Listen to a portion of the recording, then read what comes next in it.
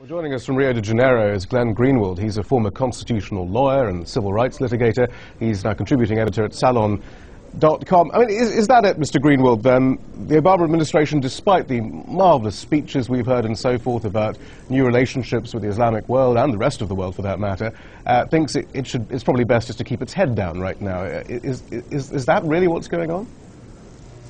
Well, I don't think that's exactly what's going on. I think instead they're a little bit more active in supporting and giving protection to the Israelis, which is what they always do. And although there's been a lot of speeches about how the administration intended to take a new posture when it came to the Muslim world, I think what you're seeing, and the Muslim world is seeing as well, is a lot of the same continuation of what we saw in the Bush administration, which is no matter how heinous and extreme the Israeli behavior is, the United States stands aside it, behind it, and in front of it, protecting and justifying whatever the Israelis do.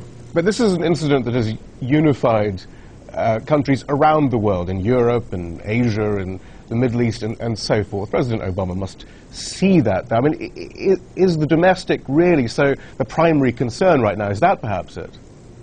Well, clearly any politician who stands up and criticizes Israel, even in the mildest terms, is taking a huge political risk. And in fact, two and a half months ago, when there was a little bit of an open tension for the first time in a long time between the Obama administration and the Israeli government, not only Republicans, but all kinds of leading members of the president's own party were vehemently condemning him and saying that any disputes that Israel has with the United States ought to be kept private and never publicly discussed.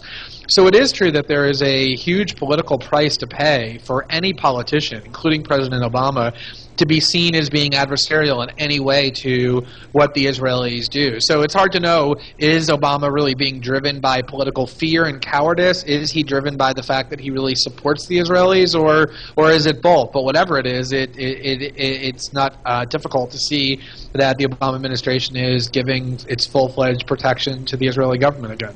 It really does seem that there's a pattern, certainly, with this administration. It's not just foreign policy, but perhaps in domestic policy as well, that the sort of the strong, forthright positions that perhaps some might have expected from the Obama administration after some of the speeches we've heard just never seem to materialize.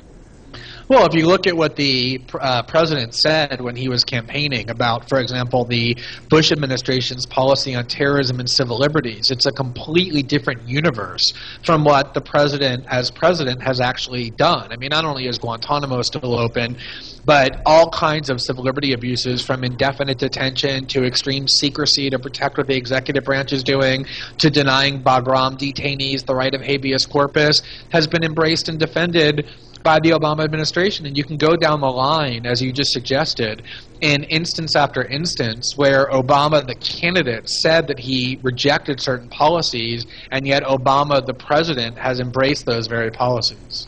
Glenn Greenwald, thank you very much for your analysis. Great to be with you.